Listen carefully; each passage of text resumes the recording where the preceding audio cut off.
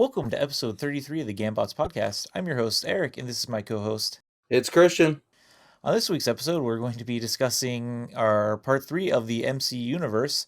First, we're going to be starting with Ant Man and hopefully through Black Panther. So, first, Ant Man. Christian, what did you think of Ant Man? I really like this movie. I know it's not super well received in a lot of circles. My dad couldn't even make it the whole way through. I think it's very fun. It's goofy in a way that Guardians of the Galaxy was goofy, but it doesn't have the same kind of stakes as Guardians. So I think that left audiences a little not sure what to do with it, but I think it was a nice reprieve. Yeah, what I really liked about this one was it being a little bit of a smaller stakes, and really it was kind of like a Bizarro Iron Man where they have a very similar plot, other than it's an ex-con versus an arms dealer. You have this guy who gets a suit. The bad guy is trying to recreate those suits, the Yellow Jacket, and then like Obadiah Stane and Iron Man, and they're trying to sell it to the highest bidder, and the hero has to stop them. So, and I also found it really funny, which was a good reprieve after Ultron. No, I mean, I liked it. It was actually one of my, I do remember watching this in the theaters, and the idea of how they, made him so small and miniature and whatnot. It was like, it was really neat to watch on the big screen. But upon the rewatch, I actually enjoyed it more. It was one of those tiny MCU movies that just, we didn't know much about Ant-Man, but I guess with the box office scores, box office, they didn't know much either because it only made 519 million compare, only 519 million. But it's just the idea that I did like it. It was goofy. It was Paul Rudd was just fantastic in it. Does he ever age anyways? And upon the rewatch, it probably stayed, relatively right where I would put my rankings on, with my MCU rankings. So One of the biggest things for me is I think this movie was or the villain of this was relatively forgettable. What did you think about the him, Christian? Yeah, he's an odd villain, right? So I'd expected to see his transformation from like frustrated to desperate as a businessman and then slowly turning into a villain as time goes on. But he starts out evil like from the jump. He murders some dude just straight up in the bathroom like 3 minutes after he's introduced. Yeah, for just basically naysaying him, being like, this can't be done. Yeah, and that guy's like a senator or something. And so I feel like people are going to be looking for him. And I know this business has cameras because they have to do the heist later and they talk about it. Wouldn't anyone go there and be like, oh, the last time Senator so and so was seen, he was walking into the bathroom with Corey Stoll and never came out? Wonder who the prime suspect's going to be. So, I mean, it kind of leads me to believe that he's maybe a moron. Uh, there were two things I really liked about this one. One was like I said earlier, I like the smaller scale of it, and I think the final battle scene in this with Yellow Jacket was, I'm not going to say it's one of the best fight scenes in the MCU, but I think it was one of the most creative with like the toy train set and stuff. Like it was interesting. Yeah, it was very cool, and it really hammers in the low stakes, especially with Yellow Jacket kind of cowering in front of that toy train, and then it hits him and just kind of falls off the tracks because it's a toy train. Yeah, and the other part is I really liked Luis's as a character. Obviously, he has the stories which a lot of people know about, but also one thing I had picked up is he was like knocking out everyone with one punch, and I was like, this isn't realistic. Until I remember back, he actually mentioned when Paul Rudd or Scott got out of prison that he was the only person to ever knock out the one guy as part of his initiation. So I thought that was a cool little callback to that. Yeah, that is not something that I had remembered till I rewatched it. well, I guess it's just from the female part of for me. Do you guys realize how ripped Paul Rudd is? Because I saw that during the Ant-Man training, and I was like, did they use a body double for him? I was just like, he was ripped. He's a Highlander. So, but I found it funny that the hardest part of his whole training was him talking to the ants. Another thing about this movie I really liked that you don't see too much in the MCU was really Paul Rudd's relationship with his family and specifically his daughter, where normally you don't see a parent-child relationship like that, and that was really like a main driving factor of everything he was doing. Yeah, I agree with that. You see some family dynamics like with Thor and Loki and whatnot, but you never see much of a like parent-child relationship, with the exception of Hawkeye a little bit later on. So having him have his daughter being like really his main motivation was new, and it was good. And man, she's the best. I really really like her in this. Yeah, she's good, especially for like a child actor. I love the relationship between Scott Lang and his daughter, but then you have to have that comparison with Hank and then poor Hope, who he just drops off at 7 years old to some boarding school because he couldn't he was grieving because he didn't know how to handle a 7 year old. Yeah, can we talk for a moment about how Hank is kind of the worst? Yeah, So like I get his motivation, right? Like his wife died in the Wasp suit, and so he doesn't want her to suffer the same fate. But like she is so obviously qualified for this mission, and Scott is so obviously starting from nothing. Like it makes no sense. And his plan at the beginning to tell somebody like 3 degrees separated from Scott to relay the story 3 times that he has a safe in the basement, and then once they break in, all that's in there is Scott thinks it's motorcycle gear. Why steal it? Why steal it at all? Let alone like steal it, take it home, and put it on in the bathroom. It's so convoluted.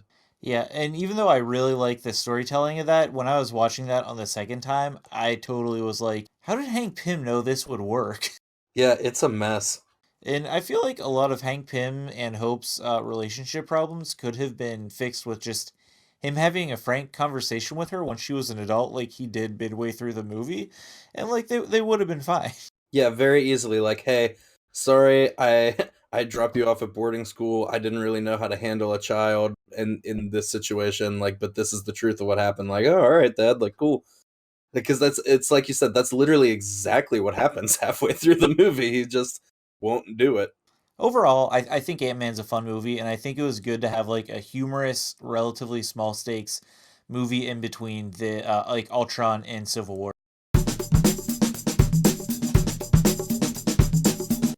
Moving on to Civil War, that movie I don't think was particularly fun, nor funny, or really very good. What did you think about it, Adrian? being a Captain America fan, I'm all Team Cap and everything, but this was not good. There was the storyline was so convoluted. There were so many plots going everywhere, and I was just like, okay. And it was just I have it in my notes that it's Ultron 2. It's Age of Ultron 2 because they just continued from Age of Ultron. But no, it wasn't very good. I did not like this movie at all. I really dislike a lot of parts about this movie. Number one, I think the Sokovia Accords are very stupid in the fact that they're blaming Captain America for the bombing in the beginning on an operation gone wrong, where the choices are you can either blow up a market plate filled with people or you blow up a hotel floor. I get it. Bad choices on both sides. Maybe Wanda could have handled it better. But then Tony Stark being like, we need to be watched, where it's like, dude, you created a thing that almost extinguished life on Earth. Like, those aren't apples to apples. Another thing that sucked is like Tony Stark being guilted by this one dead kid's mom, who she's like, it was your fault my son died, blah, blah, blah. But it's like Tony Stark was an arms dealer for years. I feel like he's been dealing with that guilt since the first Iron Man happened. I don't think she would actually change his mind. And then the last, and I think the really most infuriating is the bad guy in this is insane. Where everything he does makes sense. Where it's like he's some Sokovian Black Ops guy who just studies the Hydra tapes released from Civil War, or sorry, from Winter Soldier, and was like, here's how I'm going to defeat the Avengers. I'm going to convince Iron Man that this Bucky guy killed his parents. I mean, even though he did, but like, it makes no sense. Like, so many things had to happen for that to actually occur. It just took me out. Like, I could not believe the movie. Like, I was done with it. Yeah, it's a mess. It's a mess of plots. They're all tangled up on each other. We've got the Sokovia Accords plot, we've got the assassination plot, the Baron Zemo plot, the Who Killed the Starks plot, and like none of them feel good, right? Like they're all just kind of a mess individually, but then they only work together through Bucky, who I feel like is completely shoehorned into this movie just as a tool to make all the plots like connect to one another. Definitely. Of all the MCU movies, even like Infinity War and Endgame, I feel like this is the one where they were like, let's put everyone together and have them fight just for box office money. Like this felt like a little bit of a cash grab to me. Yes, that's the best way of putting it. Was this the first one for Phase 3? I believe it might have been because Ant-Man was the end of Phase 2. So it was probably most likely, you made a good point there. It was probably just a cash grab because the movie made 1.1 billion. So 1.1.5 billion. On the topic of the cash grab, I think we have to like that addresses the fundamental misunderstanding of why Civil War is a good story, at least in the comics. And it's because it's a philosophical conflict, right? It's a debate. It's ideas that aren't going to mesh with each other. And I think we have a similar issue with Batman versus Superman. It's these two characters aren't interesting to like smash together. It's a debate, and that doesn't play well in an action movie. So they have to spice it up with these half-hearted fight scenes and these secondary plot elements that just don't make any sense. And speaking of fight scenes, the actual Civil War, the airport scene, lasted not even 13 minutes. I think I timed it. So it was just like we're waiting for this huge battle, and it lasted 13 minutes. Yeah, that was like the centerpiece of the advertising. Yeah, I want to say like I have this movie pretty low on my list, and the first I think it's like 2 hours and 15 minutes, 2 hours 20 minutes. I think the first hour and 10 minutes is some of the worst in the MCU, but the second half of it picks up, and it made me raise it slightly above some other ones just for that alone. But yeah, this movie's really slow at points. Well, at the beginning, you get to see Vision in a sweater. And he's cooking food. Can we agree that Vision may be one of the most useless characters introduced in the MCU? Like he comes off as supposed to be like extremely powerful in Ultron, and then he's basically useless in this one, and then he just gets owned by Thanos' minions even in Infinity War, and then just gets his stone taken. Like he does jack all for this movie other than crippling Rhodey. So when he's introduced, he has all these powers, right? He's made of vibranium. He can phase through walls and things. He can shoot lasers out of his forehead.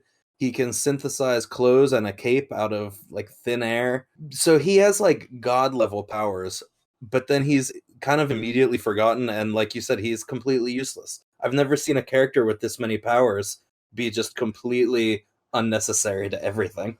Another thing what I didn't like was the how is Tony's divisive attitude on everything. It's my way or no way at all.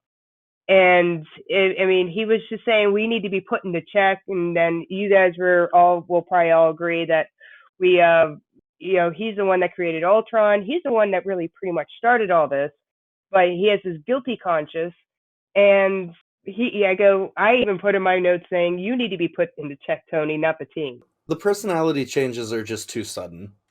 Like I think that's a huge part of the problem. Like they had however many movies we're up to at this point, like 12 movies to take Tony from being like the you want my suit, you can't have it to being the all right, like we need checks and balances. But they didn't. They made all of that development happen in the first 5 minutes of this movie, and it does not feel good at all.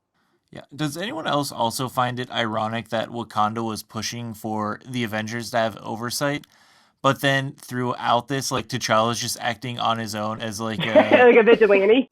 The Avengers need oversight. We don't need oversight. yeah. Well, what was there anything about this movie you guys actually liked before we move on? The 13-minute battle.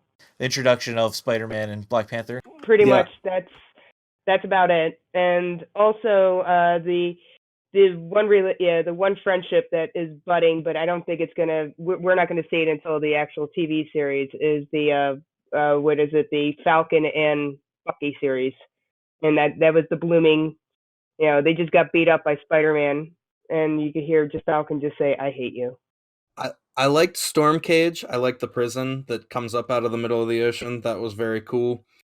Um, I did like the Spider-Man intro. The Black Panther intro could have used a bit more. I would have liked to have had an idea of what his powers were before he chased Captain America and Bucky down the freeway and was outpacing cars. Did not like that scene at all. Really took me out of the movie, which I've discussed previously. But yeah, I mean, it had some cool moments. It just, on the whole, it didn't do it for me. Wait, is this the introduction of Martin Freeman, Everett K. Ross, in this movie? Yeah, it is. Yeah, that's what I wrote. I was like, he is so underrated, and I'm so happy we get him get him more into what when we watch Black Panther. But he was fantastic, and because you didn't know if he was a good guy or if he was a bad guy or was he neutral or what side he was on. Yeah, see, I wasn't a big fan of him in this, but I did love him in Black Panther. I actually forgot he was in this, and actually, yeah, I forgot until I rewatched it that he was in this one. Oh, and one more thing I did know, and one more thing is the Tony Stank comment. That's the only good thing that came out of this movie Tony too. Stank.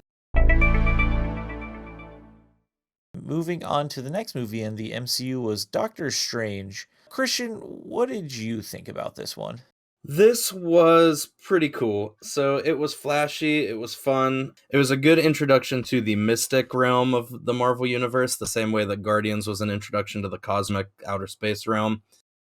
We didn't get to see a whole lot of it since it was just the one movie, but I am definitely looking forward to seeing more of it later on. Yeah, I'm of two minds on this one. I definitely like this better on the rewatch. This actually rose a lot on my personal list of favorite movies. I really like the mystical elements, especially the opening scene with the buildings folding in on each other with the ancient one. It reminded me a lot of Inception. Like I thought all that stuff was really cool. My biggest thing is I didn't love. I think I don't like Benedict Cumberbatch that much because I was not really enamored with his Doctor Strange, and I thought Doctor Strange was sort of the worst part of this movie. Adrian, I know you are a big fan of this one. So what did you think?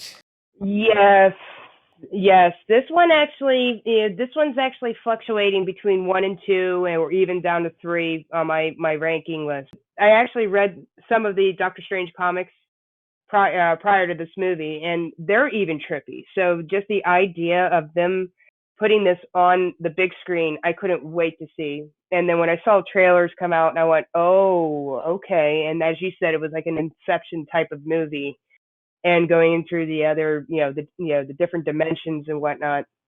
And the one thing I really do like about this movie is the actual spirituality concept of the movie, and it's the healing through belief, and the idea that Stephen Strange loses the use of his hands, and he's this top-notch neurosurgeon, and it's just the idea of, like, I have written my notes here, the definition of insanity, doing something over and over and expecting different results, is considered insanity. And that's why he kept on going under surgeries after his car accident, trying to get his hands back so he can go back to work and be the top notch neurosurgeon. But some things just can't be fixed. And he had to have that willingness to actually try something new. And I actually liked Benedict Cumberbatch. And you know who they were supposed to get if Benedict couldn't do it? Joaquin Phoenix. Yeah, so That would have been interesting. yeah, that would have been very interesting. And Benedict actually turned it down initially because he was in a theater commitment. And then when it got moved to November 2016, he was all for it. And also, Joaquin didn't want to commit to a role that had multiple movies. So I wonder if he's kicking himself now. On the idea of like the healing and having to humble yourself before you can move on, Doctor Strange is in many ways kind of the anti-Tony Stark, right? Like Tony never met a problem that another suit couldn't fix. Like the answer to every problem is just a new suit with a different specialization. Whereas Strange, like his entire world has to get turned upside down before he can figure out what he's supposed to do next. He hit rock bottom. Yeah. What did you guys think about the casting of the Ancient One? I know this was somewhat of a controversy when it was released. Yeah, I feel like they they could have done better. Tilda Swinton in the role is fine. Like, I think she does an okay job. I just think it was kind of a weird choice. Like they gender bended, first of all. Oh, I didn't realize that. I just know the issue I had heard about was it being a white person instead of an Asian person. Well, in the comics, he's actually the Ancient One is a male, and just the idea that not only did they race bend, they also gender bended. So, but I'm actually a Tilda Swinton fan. So as I said, or as Christian said, she did fine in the role. I thought, I warmed up to her, I should say. While we're talking about casting, Mads Mikkelsen is the best. Like, I like him in almost everything. He's such a weird guy. This role was just kind of perfect for him. Yeah, I liked him. Another good guy. I really liked Wong in this. I thought he was. I think he might have been my favorite character in the movie. I have in all caps in my notes, shout out to the MVP Wong, MVP now and forever. I'm glad that he gets brought back later on too. But pour one out for Rachel McAdams, who joins the ranks of Liv Tyler and Natalie Portman in the Hall of the Forgotten Girlfriends.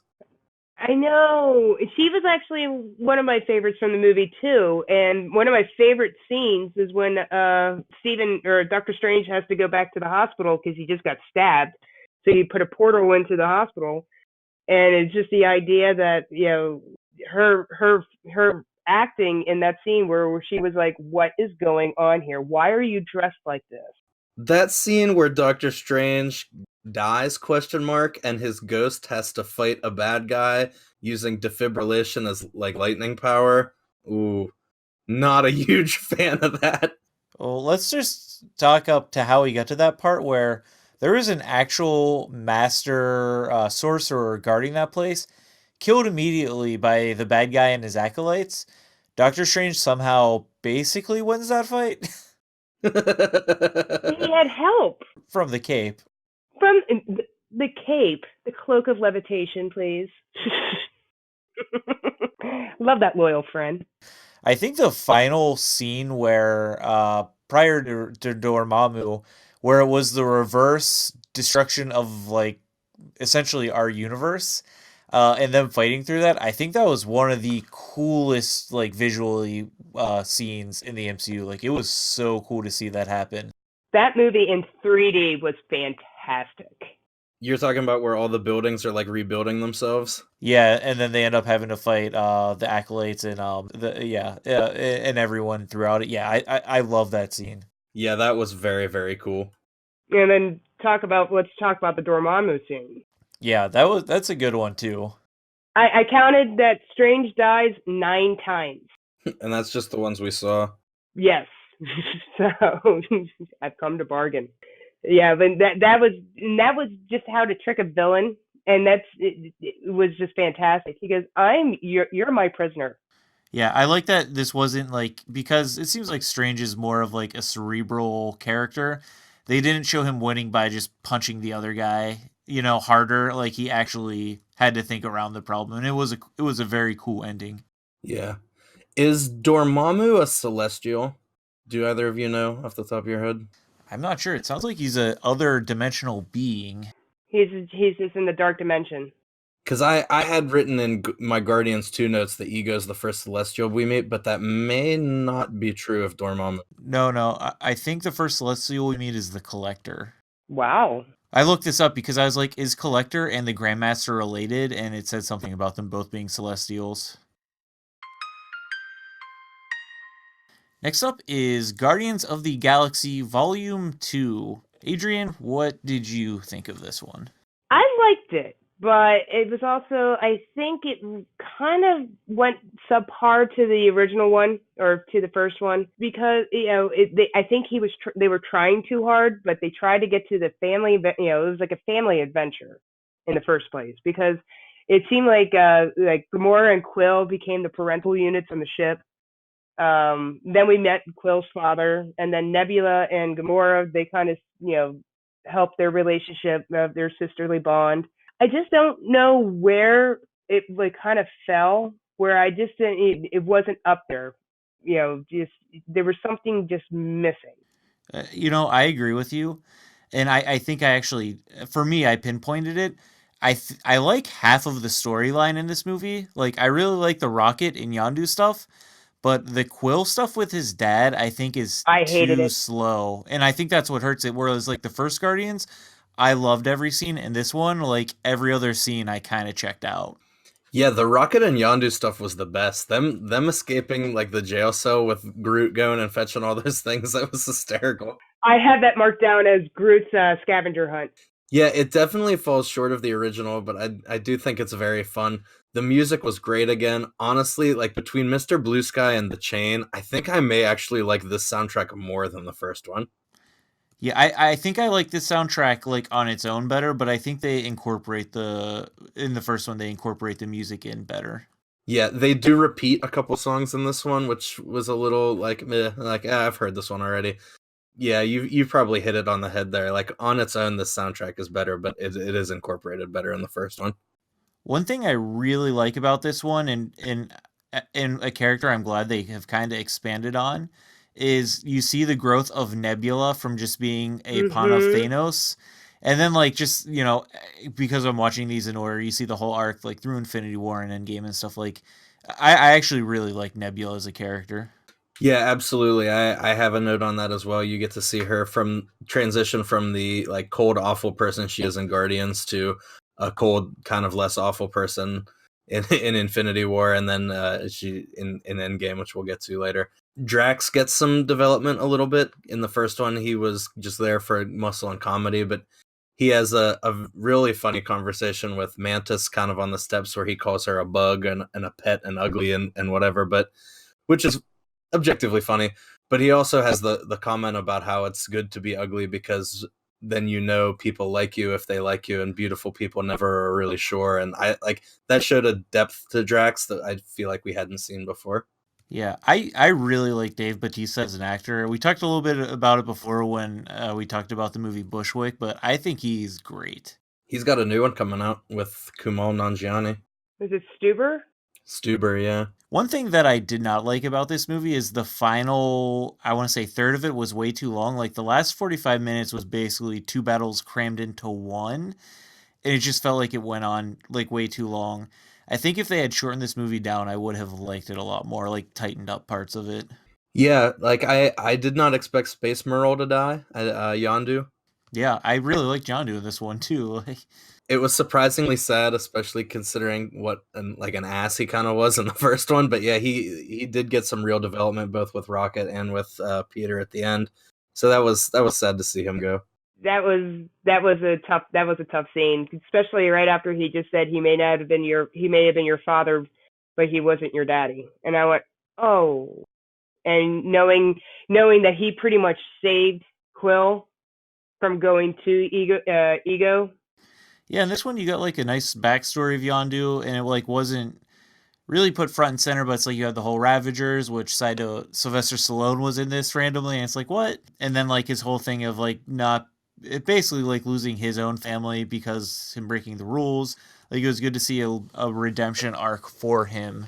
And one of my favorite scenes was it's a Groot and Rocket scene, and just that relationship, how that blossoming. It was the when Rocket was explaining to Groot about the bomb and what buttons to push. And there was so much time that happened. You brought it up, Christian. There was so much, it was you, Eric, that the last third of the movie was so long. I actually forgot what button not to push. I mean, I remember watching this and I'm going, I understand, Groot. I don't know what button to push because it's been so long since Rocket told you. And I feel like we're obligated to at least at one point mention Taserface. I was just about to say that. So I have that bold in caps with a lot of exclamation points. One part of like the final scene that I was like, they totally don't need this, but I actually thought it was really funny was when they're just trying to find tape. And it was just like Quill off screen yelling about tape for 2 minutes. It like completely unnecessary, but I found it hilarious. That honestly might be my favorite scene in this movie. If anybody has tape, it would be you. Gamora, you got any tape? The one other thing I did not like was the gold people. I didn't understand them. I know they wait. I know the Guardians took something from them, and they were a little upset about what were they called, Christian? Well, it's up for debate. Drax calls them harbulary batteries. Well, that's where Adam Warlock is going to come from in the third one, is they're going to make him. Or he'll be in the Eternals, maybe. I actually don't know if he's an Eternal or not. Yeah, that's right. I think they're going to bring him in. The bit I didn't like is that a giant blob covers a big chunk of Missouri, and it's kind of never addressed again in subsequent movies. But I also start to lose track. I also start to lose track of the timeline at this point, so I don't really know what the next movie chronologically is where they could address it. I actually have this, Christian, because I was watching chronologically. This happens 3 months after the first Guardians. Okay. So chronologically, it goes Winter Soldier, Guardians, Guardians 2, then Ultron. So at no point in Age of Ultron were they like, did anyone hear about that big blob in Missouri? And then the giant Pac-Man kind of threw me off too. And the idea that the planet was actually a big brain. So, they had to blow up it was like the core was an actual brain. I mean, those things just threw me off, so. And 5 credit scenes. Oh yeah, way too many end credit scenes. The next movie released was Spider-Man Homecoming, and I'm going to leave this one to you guys. This is the one movie that I did not get around to rewatching just due to, I guess, laziness. And so I remember liking it. I like the Vulture a lot as a villain. I like that, again, it was like smaller stakes, and I like that they didn't rehash the origin story. But other than that, I don't have a lot of insight into this one. So what did you think about it, Adrian?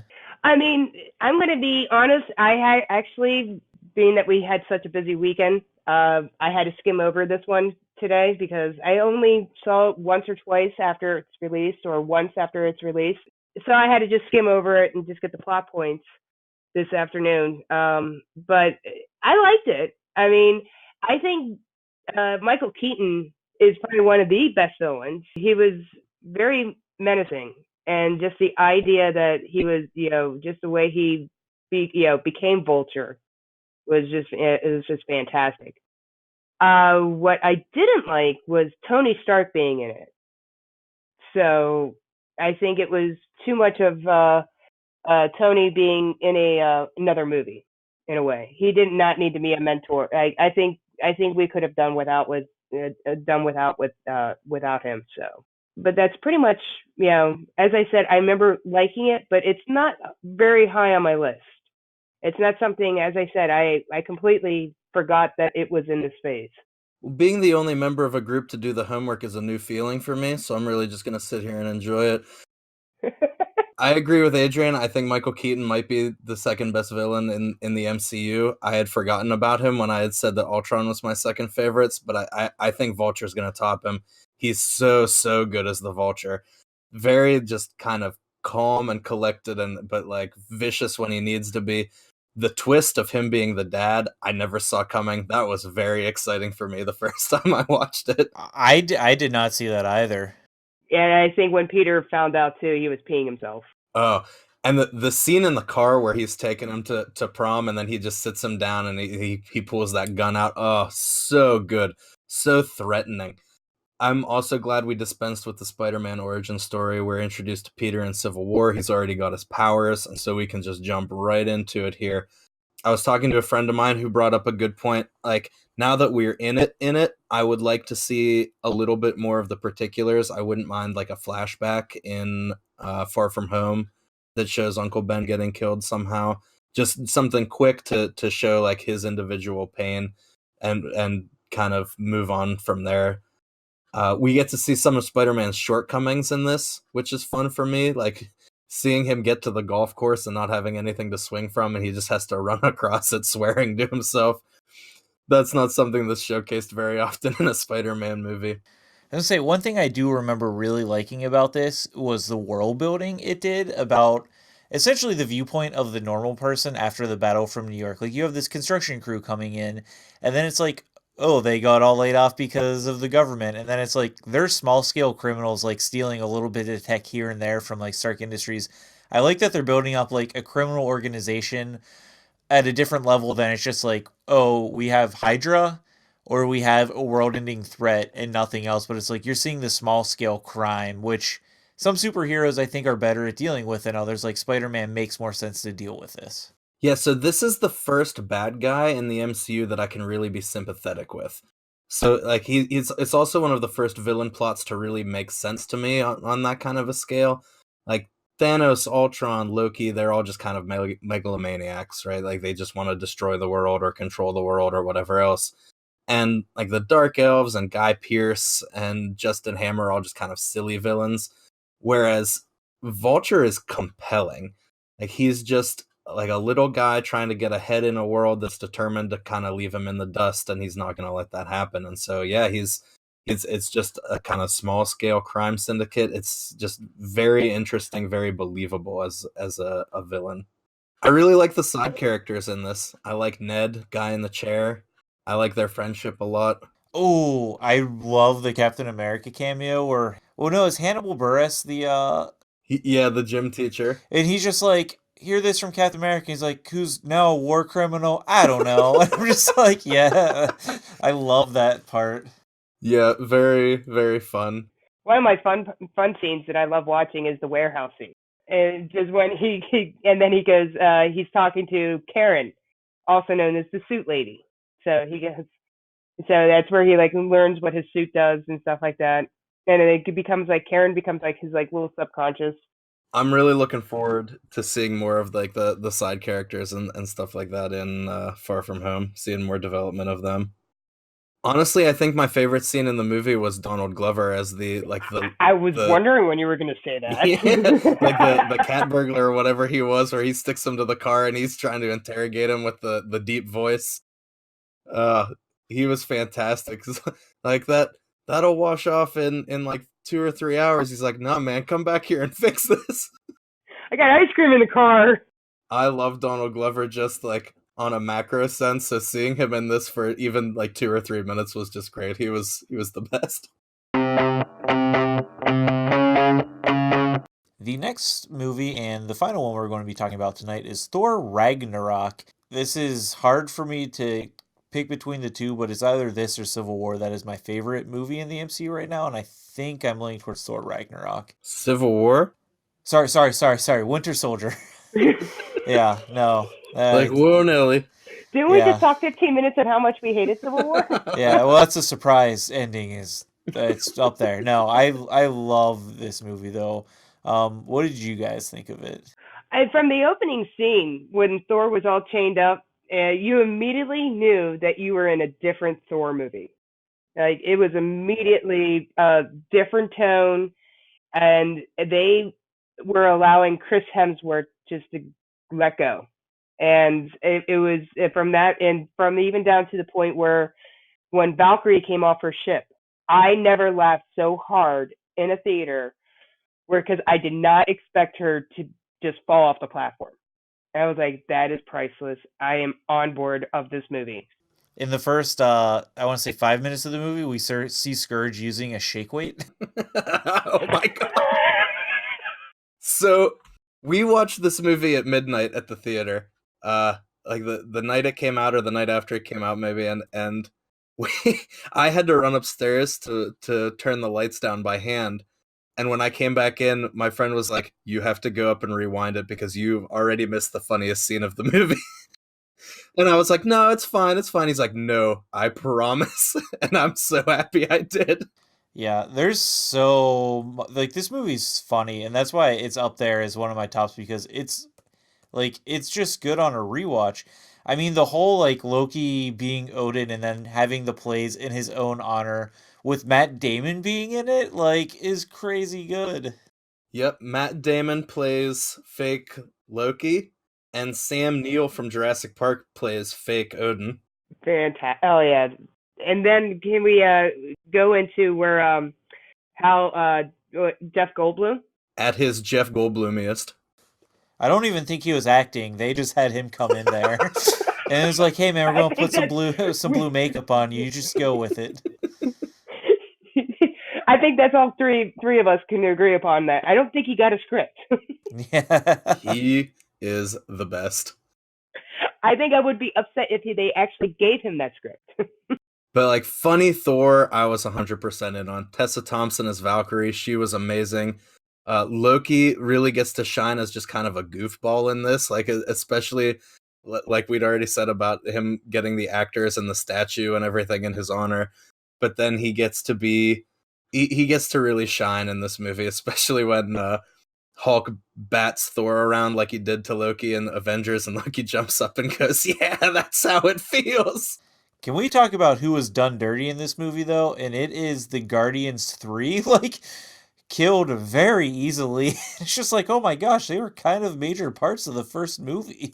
That's the bottom of my notes. The only problem I have with this movie is how quickly they got killed. And they just Yes. replaced them with Korg. Korg and Meek. Korg and Meek. Yeah, like even if there had been some mention of them later on, like Thor having to like at least like I know it's a funny movie and you don't want to bring it down too far, but like at least have to like grieve them individually. Like he grieves for his home and for his people, but like he never once is he like, my God, like my friends are all dead.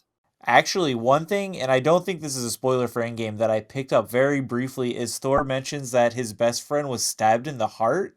I think he's mentioning like the one of the guys because she throws like knives at them. Yeah, I wouldn't be surprised.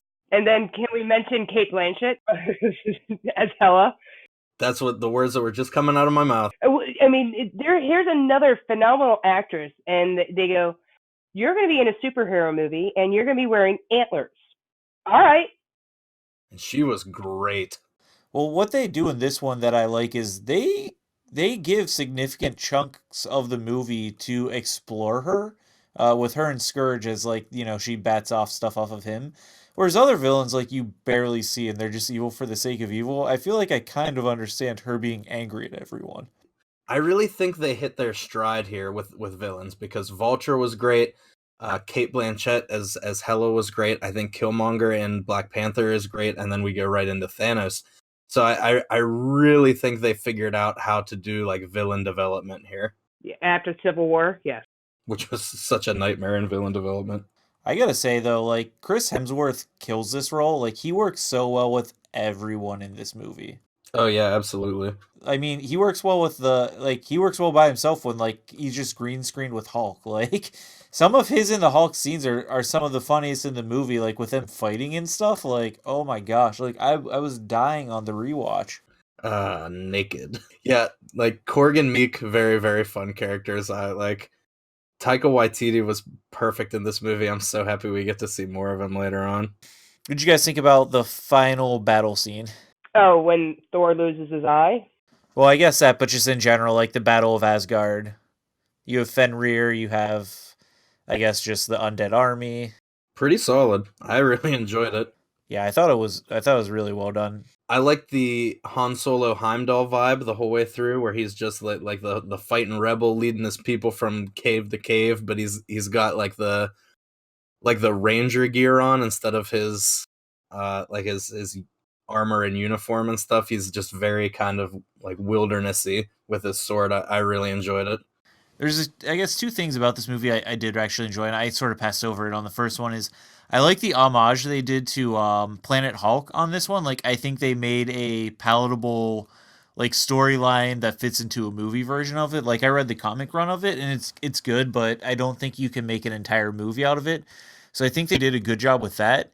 And um, sorry, I don't know where I was going with my second point. I forgot. Christian, I'm shocked that you haven't brought up the when Thor and Loki come back to New York and visit Doctor Strange. Oh God, one of the best scenes in the movie. I've been falling for 30 minutes. I also like that they have a line where he's like, "Me and Jane broke up. It was mutual," and then they're like, "It wasn't." It was a mutual dumping.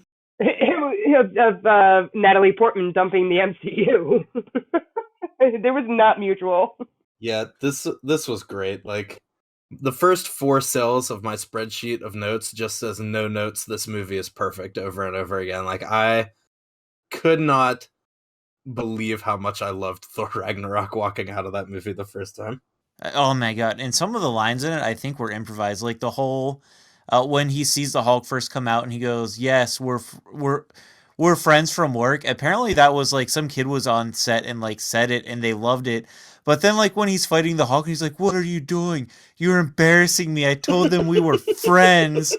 I was like, "Oh my god!" Like, I love the direction they've gone with Thor. Like, he's so funny now.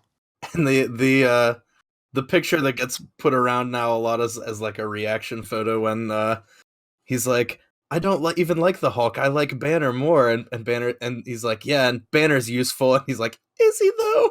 The scene where they go onto the Quinjet and he's like, he's trying to guess his own password. He's like, strongest Avenger.